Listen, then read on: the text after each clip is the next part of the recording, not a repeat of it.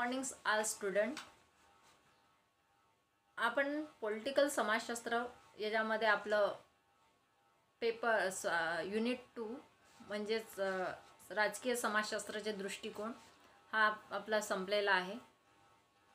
आज आपण युनिट 3 राजकीय संस्कृती आणि राजकीय सामाजिकरण हा या व्हिडिओच्या माध्यमातून बघणार आहोत. तर या युनिट 3 मध्ये आपण राजकीय संस्कृती आणि राजकीय समाजशास्त्र म्हणजे राजकीय संस्कृती कशी आहे, तिचे मुख्य घटक काय आहेत, त्याचे हे सगळे या आजच्या राजकीय संस्कृतीमध्ये बघणार आहेत. तर प्रत्येक समाजाची एक अशी संस्कृती असते किंवा विशिष्ट जीवन पद्धती असते, विशिष्ट कला, विश्वास, ज्ञान इत्यादीला ते मान्यता असते आणि याचा समावेश संस्कृती या शब्दामध्ये केला गेलेला आहे. म्हणजेच याला संस्कृती असेही म्हटले जाते. तर संस्कृतीमध्ये ज्ञान, विश्वास, कला, आचार, विचार, कायदा, प्रथा या सर्व गोष्टीचा समावेश होत असतो.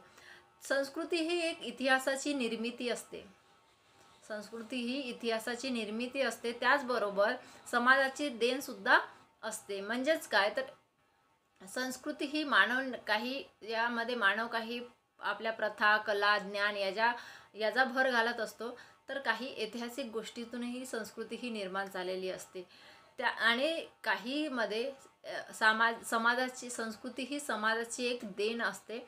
त्यामध्ये व्यक्तिनिर्मिती असते, म्हणजे व्यक्तींनी स्वतः काही निर्माण केलेल्या गोष्टी सुद्धा या संस्कृतीमध्ये समावलेल्या असतात. त्यामध्ये सामाजिक वारसा म्हणू किंवा संस्कृतीमध्ये केवळ भौतिकच नाही तर अभौतिक घटकाचा सुद्धा देखील समावेश होत असतो. त्याचबरोबर साहित्य, धर्म, कला, मनोरंजन, दैनंदिन जीवनाची पद्धती, त्याचबरोबर उपभोगाच्या सर्व वस्तू या संदर्भात आपली मते या सर्वांचा समावेश या संस्कृतीमध्ये होत असतो. थोडक्यात काय तर एक संस्कृती एक सामूहिक धारणा आहे.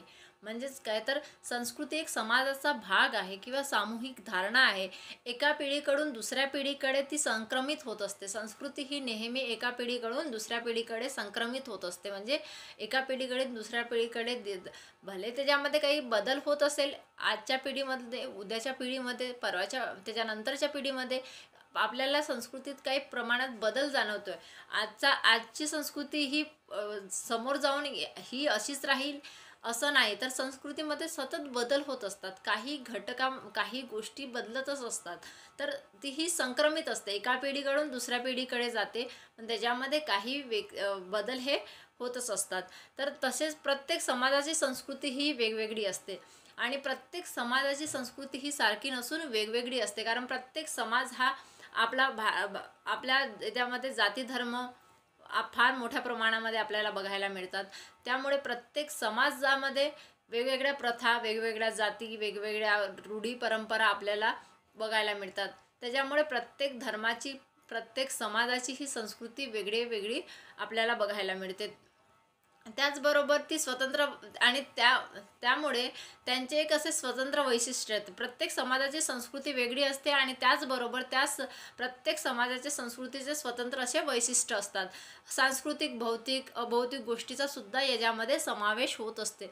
जसं की सांस्कृतिक कार्यक्रम असेल, जसं गोंडी समाजामध्ये आपल्याला गोंडी नृत्य बघायला मिळतात. त्यांची वेगळी संस्कृती आपल्या समोर दिसते. त्याच्यामध्ये पारंपरिक पद्धतीच्या त्यांचे नृत्य प्रकार असतात किंवा त्यांच्या काही बोली असेल, भाषा असेल, ह्या सगळ्या आपल्याला गोंडी समाजामध्ये बघायला मिळतात. तसेच अनेक समाजाच्या ह्या काही संस्कृती असतात. मग त्या भौतिक, सांस्कृतिक याच्यामध्ये फार काही प्रमाणामध्ये आपल्याला बदल दिसत असतो.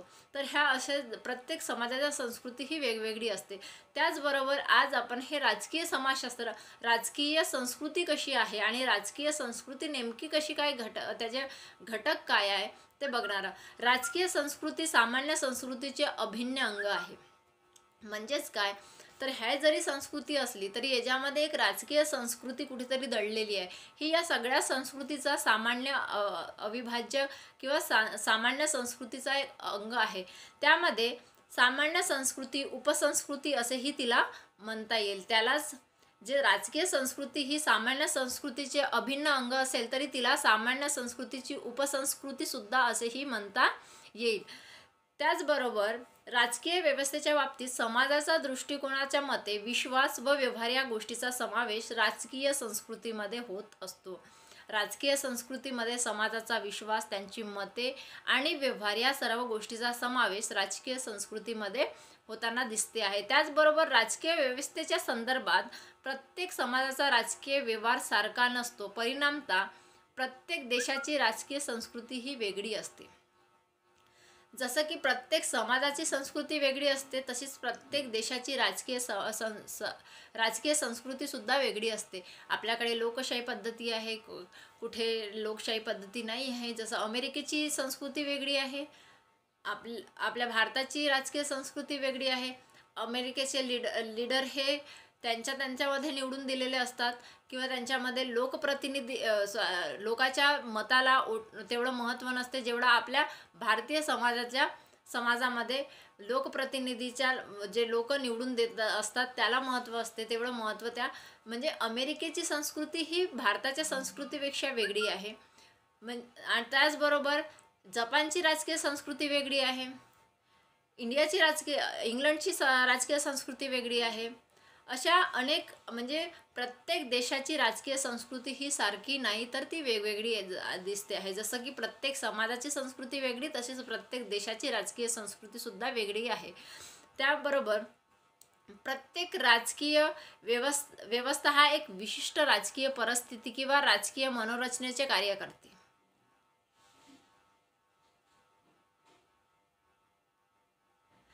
तर आल्मंड व पावले यांच्या मते म्हणते की राजकीय व्यवस्थेत असणाऱ्या व्यक्तीच्या राजकीय जीवनात आढळून येणाऱ्या मनोवृत्ती आणि प्रेरणेचा आकृतीबंध म्हणजेच राजकीय संस्कृती होय. म्हणजेच काय तर राजकीय व्यवस्थेत असणाऱ्या व्यक्ती, जे काही लोकप्रतिनिधी आहे, राजकीय क्षेत्रामध्ये आहे, त्या व्यक्ती आणि त्यांच्या जीवनात आढळून येणाऱ्या मनोवृत्ती आणि प्रेरणेचा आकृतीबंध म्हणजे त्यांच्या जीवनामध्ये आढळून येणाऱ्या मनोवृत्ती आणि आकृतीबंध यांचा म्हणजेच राजकीय संस्कृती होय. तर राजकीय समाजामध्ये जे राजकीय नेते आहे त्यांचा समाजावरती कसा प्रभाव आहे किंवा त्यांच्या समाजाबद्दल काय विचार आहे, ते समाजासाठी कसे कार्य करत आहे, याचा सुद्धा अभ्यास या राजकीय संस्कृतीमध्ये आपल्याला बघायला मिळतो. याचा सुद्धा म्हणजे परिणाम हा राजकीय संस्कृतीवरती होताना दिसते आहे. तर प्रत्येक राजकीय व्यवस्था हा एका विशिष्ट राजकीय परिस्थिती असते. म्हणजे प्रत्येक राजकीय व्यवस्था ही एक विशिष्ट राजकीय परिस्थिती निर्माण करत असते किंवा राजकीय मनोरचनेचे कार्य करत असते.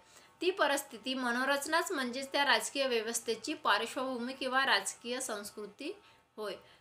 त्याचबरोबर राजकारणाच्या संदर्भात व्यक्त केल्या जाणाऱ्या प्रतिक्रिया, मग त्या व्यक्ती केली जाणारी मते, राजकारणाच्या संदर्भात जी व्यक्त केले जाणारे प्रतिक्रिया, त्या व्यक्त केल्या जाणाऱ्या मते म्हणजे राजकारणाबद्दल लोकांची जी काही प्रतिक्रिया आहे, त्यांच्याबद्दल जे काही मत आहे, ते या सर्व प्रतिक्रिया व मते निर्माण करणारी समाजाची मानसिकता आणि हे सगळे मते आणि हे सगळे मानसिकता, जेव्हा समाजाची मानसिकता जे निर्माण होते तिलाच आपण राजकीय संस्कृती असे म्हणत असतो.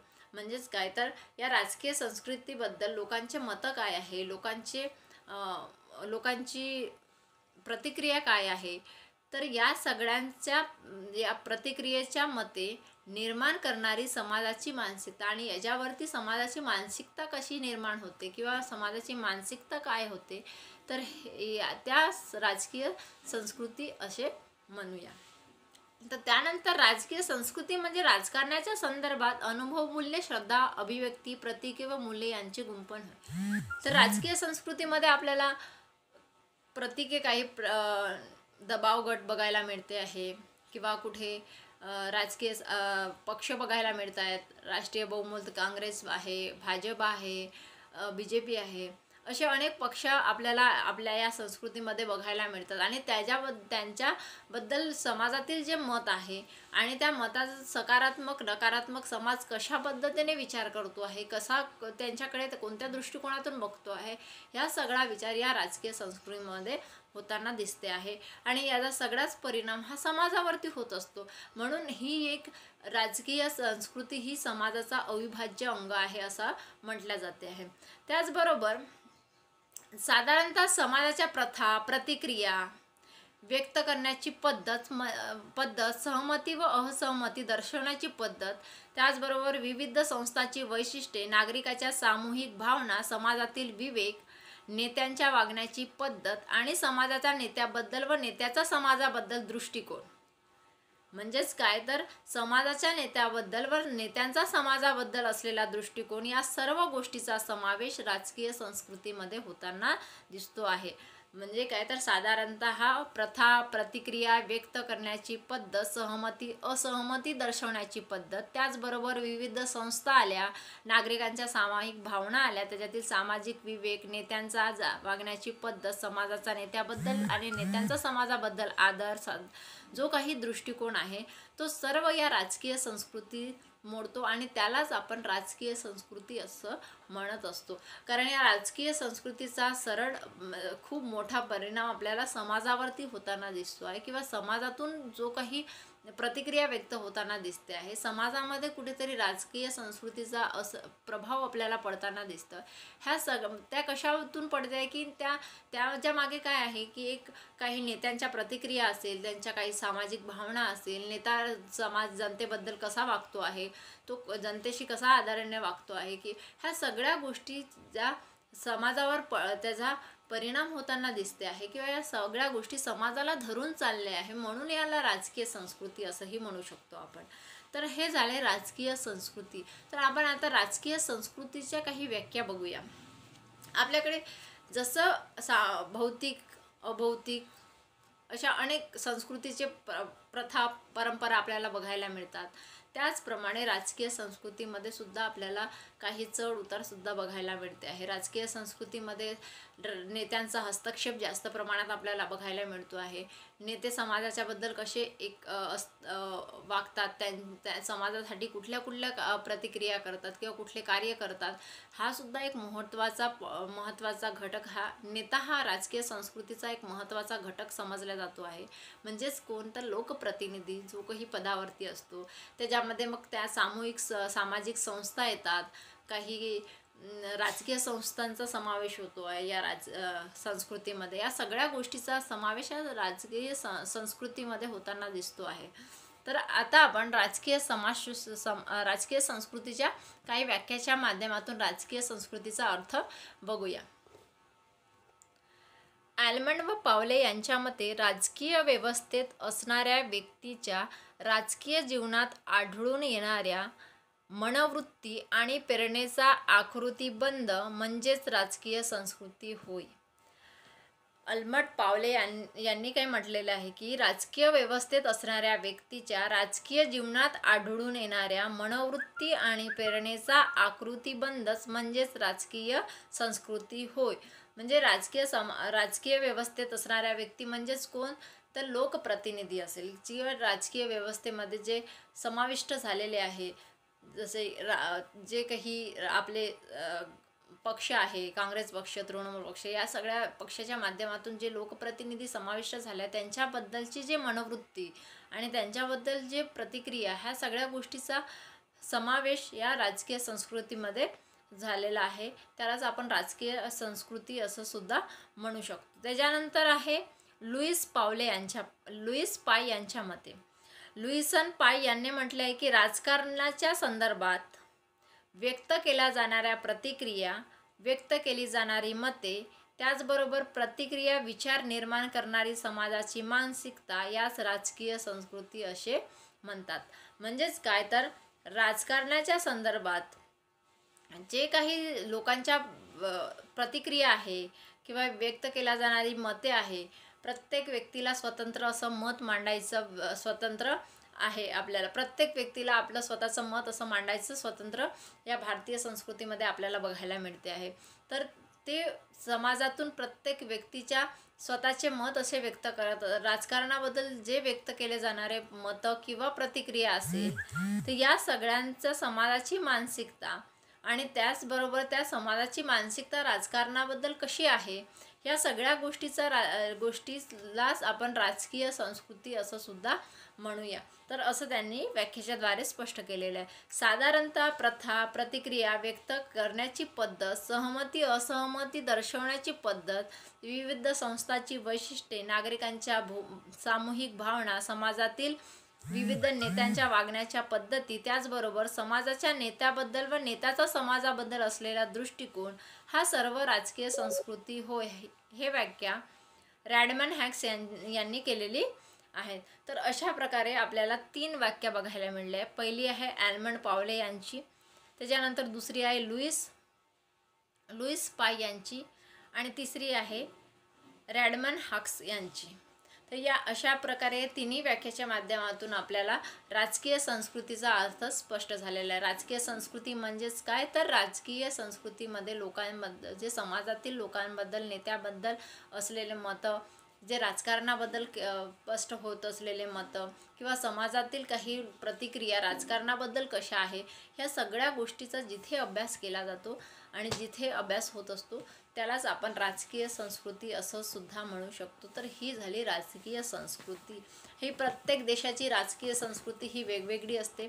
सगळ्या देशाची जसं आपली समाजाची सांस्कृतिक जीवनशैली जशी वेगळी असते, प्रत्येक समाजाची त्यांच्या समाजानुसार किंवा त्यांच्या जातीप्रथेनुसार चालत असते, त्याचप्रमाणे प्रत्येक देशाची राजकीय संस्कृती ही सुद्धा वेगवेगळी आपल्याला बघायला मिळते. तर अशा प्रकारे आजच्या भागामध्ये आपण राजकीय संस्कृती आणि त्याच्या व्याख्या स्पष्ट केल्या.